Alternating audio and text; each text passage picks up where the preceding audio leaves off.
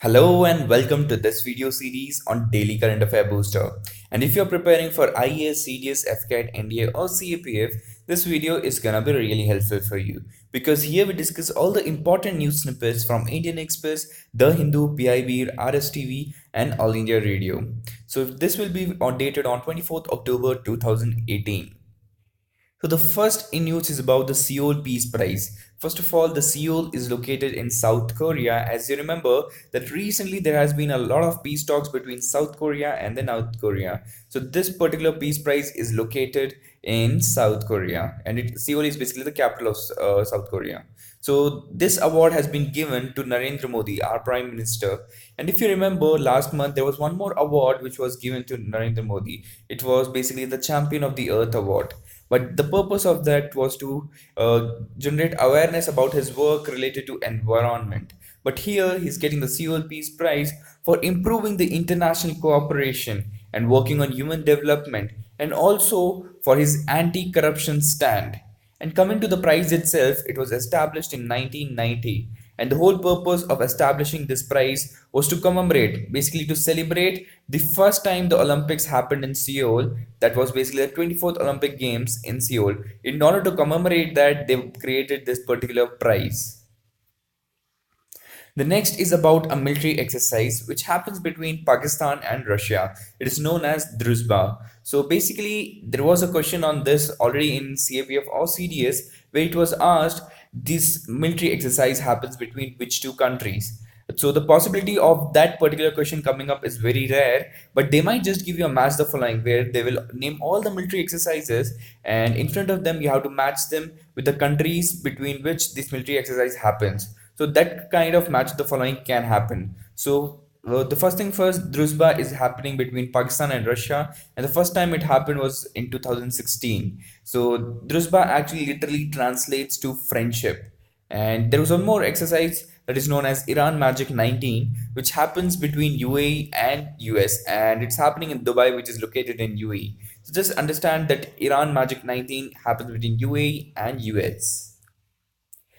This is about the partial ban. I have discussed this in the editorial also, so let's discuss it again with more detail.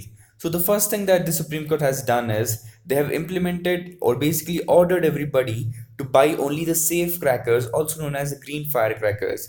This is basically recommended by the CSIR, that is basically the institution which has brought in these crackers, which are less polluting, produces less emissions. So, and this bursting of crackers can happen only under a limited time between 8 p.m. to 10 p.m. So this 2 hours of gap, you can only these many hours you have to burst the crackers.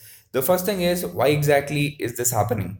First thing is, the NCR region is very prone to the air pollution. It can be due to the stubble burning which happens here. The burning of firecrackers can be a reason. The development in the city leads to a lot of dust, say the construction activity. So this also counts for the air pollution. Also, the major thing is the vehicular pollution that happens here. So in order to curtail all these effects, we are bringing in this new partial ban, because last year, if you remember, there was a complete ban on it, but still it was not implemented because in Diwali you cannot stop just people from bursting cracker, because that's the most impossible thing to be done. So that's the reason here you have got a partial ban. So even for New Year, they have set the timing. It is between 11:45 to 12:30, and the station house of police officer will be responsible for selling all the green crackers. But if they found anybody selling the banned cracker, that means the old ones which are more polluting, then it will be the responsibility of the police officer to stop the selling of those old and banned firecrackers. And the whole process, or the whole crackers, will be under the eye of PESO, also known as Petroleum Explosive Safety Organization, which will actually do the research on all the crackers which are available in the market to figure out that definitely that these emissions are low or not. So the whole ban started with a complaint which started with three children who went on to Supreme Court and said that this is against their right to life, because when you burst so much of crackers, this pollutes the environment, which is harmful for our life. That's the reason this partial blanket ban has come up. Coming to Invest India, so recently it is in news because they have got UN Award of Excellence. So first thing first, what is this body about? So as you see here, it is the National Investment Promotion and Facilitation Agency. Say you are a company, say you are a US company, you want to invest in India. So there has to be one point of contact, right? You need to talk to just one guy who will explain you how and what are the rules and regulation to invest in India. So this is that one body whom you will meet if you are a US company and want to invest in India. So this is basically the investment promotion body. Not just it will help you understand how to invest in India, it's also promoting the all across the world to invest and come to India and infuse a lot of money in it. So they have got the UN Award of Excellence for various reasons. The first thing being they have promoted the investment in sustainable development plans. Say there was a wind turbine company in which they invested and they brought in the manufacturing plant within India and manufactured a lot of windmill blades within India. So that's one of the reason why they have got this award. Another thing is the first point, they act as a first point of reference for any investor. So what happens is they help them regulate it and they help them understand the rules and so that there is an ease of doing business within India. So that's the second reason. And as you know, this whole body is basically a non-profit venture and it comes directly under the Department of Industrial Policy and Promotion. So it's basically known as DIPP, and that directly reports to the Ministry of Commerce and Industry. And this whole body, Invest India, became operationalized only in 2010. Coming to the award itself, it is the United Nations Investment Promotion Award. So this has been given by UN CTAD, also known as Conference on Trade and Development. This whole body is actually a permanent intergovernmental body which was formed in 1964, and this deals basically with the trade between countries, the investment that you do from one country to other, and also the development issues within a country.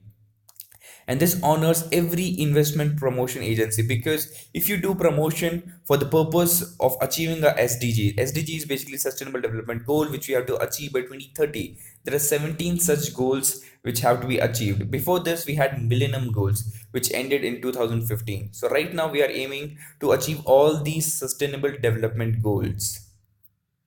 Moving forward, this is very important. This is about the International Conference on Status and Protection of Coral Reefs. So before that, if you don't understand what coral reefs are, let me just show you a picture of it. Yes, here down you can see these are basically coral reefs. You would have seen them in National Geography or you might have seen them on TV. So these are basically known as coral reefs. So these are basically organisms which actually live in colony, and when they flourish or as a symbiotic relationship, symbiotic means you get the food from any other organism which and you give them shelter. So by doing that they get all these colorful images when they are in a symbiotic relationship. But what happens is when pollution increases, that their symbiotic relationship actually gets hampered, and the person who is getting them the food, the organism dies. And when it dies, bleaching happens. Bleaching means the color that you can see, the colorful thing, it all gets faded away and it becomes white. So whenever a coral reef turns white, that means the amount of pollution in that particular area has increased to a considerable level. So it acts as an indicator. Now coming to what the issue is. So this basically international conference is to basically generate awareness about how important the coral reefs are. So this conference was held in Bangaram Coral Islands, which is basically a territory of Lakshadweep. As you know, Lakshadweep is a part of India. It's in the Arabian Sea. So the next thing is the theme. The theme is basically the reef for life, and this is basically to review the progress of the coral reef all over the world. So all the people and the institution across the world are going to be participating in this conference, and the goal, as I told you, to create awareness on the ecological level, the economic level, and the social loss, and also to bring in the practical and innovation solution so that we can solve the problem of this coral reef breaching that is happening. Then the third thing is to get the urgent action plan. What exactly should be done by the governments of various country? So here you can see our Ministry of Earth Science, Harshvardhan, and here this is basically IOR. IOR is basically an initiative just similar to what we have done in the coral reef. So it is basically International Year of Coral Reef, which was established in 1997. The whole purpose is similar to the conference that we have, that is to promote the conservation and research on coral reef. And coral reefs are basically invertebrates. That means they don't have vertebrates like we as humans have vertebrates, but they don't. So they are also known as cnidarians, which is basically means colorful animals. So when there is only one organism in this coral, it's known as polyp, and it is known as individual animal. But it goes into a symbiotic relationship with a zooxanthellae. Zooxanthellae is basically an organism which gets the food to the polyp, and in return they give them the shelter. So when they give shelter, they form colonies. So these colony, whatever you see in the image, are basically colony of polyps and zooxanthellae. And zooxanthellae basically die when they sense pollution in the water bodies. So when they sense pollution, they actually come out of the symbiotic relation, or basically they die. So when they die, the coral reef or the polyps does not get enough food. That's the reason they bleach completely, and they turn completely into white. So that is basically indicator of pollution. Moving forward, this is very important article because this is about amendment of the Citizenship Bill. So earlier we were governed by Citizenship Act of 1955, but what we are trying to build here is to bring in a new bill. The reason why we are bringing this bill right now is, first thing, if this bill get implemented, the first thing that will happen is all the illegal minority that are coming from, say, Afghanistan, Bangladesh, Pakistan, will become eligible to become citizenship. Now, take it in with an example. Say you live in Afghanistan, but you are a Hindu. Okay, so you have migrated to India without passport or without any document, and you have been living here. So after this bill comes in, you will be eligible to become the citizen of India. Right now, you are an illegal migrant, so you are not eligible. But after this bill comes in, you will be eligible just because you belong to either a Hindu, Sikh, or Buddhist, Jain, or say any Christian. So if you are of any of these religion, you will be eligible for becoming a citizen of India, even the Parsis. So now to make them eligible for the Indian citizenship, they are bringing this bill. But there are a lot of issues here because, as you know, recently there was an NRC in Assam. There is a demand in Tripura because what they are trying to do is send all the immigrants back to their countries. And what this citizenship bill is doing is complete reverse of it. They are bringing in the illegal immigrants from Afghanistan, Bangladesh, and Pakistan. So please notice that here Muslim communities are not involved. So that's the whole reason why we cannot accept Rohingya and make them citizen of India. So just keep that in point. So this basically provides the permanent citizenship rules. So say earlier the rules were, if you stay in 11 years in India and you are coming from a different country, then you have to stay here for 11 years to be eligible or to get the complete citizenship. But now they are going to reduce it for 6 years of residence in India. Also, there is something called as overseas citizen of India, that is basically a status or basically a card which has been given to people who usually were earlier PIO, that is these people of Indian origin, but now it has been clubbed into same card known as OCI card. So if you violate any law within India, you actually end up doing any practices which is against the rule of the land. So you might just violate the law and your card will be actually cancelled. So all these provisions are added in this particular bill of 2016. Now coming back to how was the previous act, the Citizenship Act of 1955. So here what happens is, according to the Constitution, Article 9 says that you can actually voluntarily give up on your citizenship. How? But there are actually three ways of doing it. You renunciate it, or you are basically deprived of it, or you basically do something which is against the your own country. In that case, they will take your citizenship. And the whole news here is basically to define who exactly is the citizen of India on that particular day. Because if you understand this clearly, guys, in the Constitution, what they have mentioned is merely who is eligible to be the citizen on the date of commencement of Constitution, that is 26th January of 1950. Who is eligible on that particular day? They have not mentioned about the later years, say 1947 to today's date, who's going to be citizen. That is not mentioned in Constitution, but the power to decide that has been given to the Parliament by the Constitution itself. So if somebody asks you if there are 5 ways of getting citizenship, which you can see here: birth, descent, registration, naturalization, or incorporation of territory, this is not written in Constitution. Instead, this is written in the Act which was passed by the Parliament. So just remember that. So right now we are discussing that if somebody has been born after 10 December 1992, then he has to be registered in a consulate outside India in order to be eligible for citizenship. Before that, the only requirement was wherever he is born, his father should be an Indian. That's the only requirement. Because back then, what was required was we saw an overpopulation of our country, so we needed to reduce it. So we thought of doing this, that if the parent, that is the father, is a descendant from India, only then will be he eligible to get the Indian citizenship. Before that, the rules were quite easier, simpler. It said any one of the parent, if Indian, he is eligible, the kid is eligible to become a citizenship.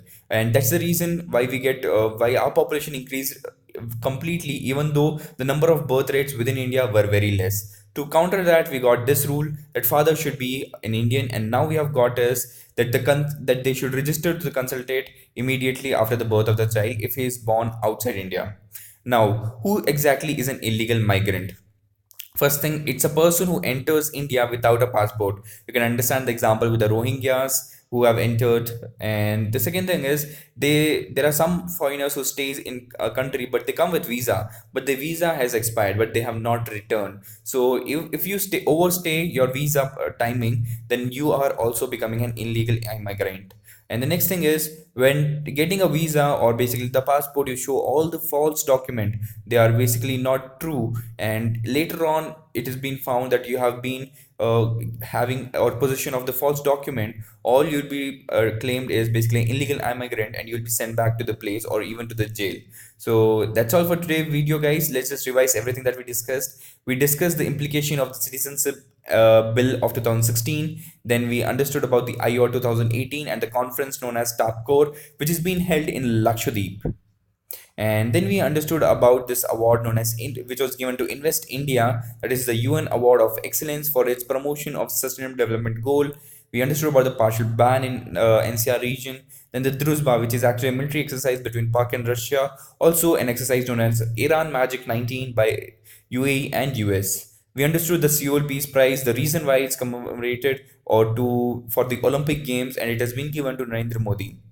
So that's all, guys. I hope that you like this video. If you liked it, please subscribe to my channel, and thank you and Jai Hind.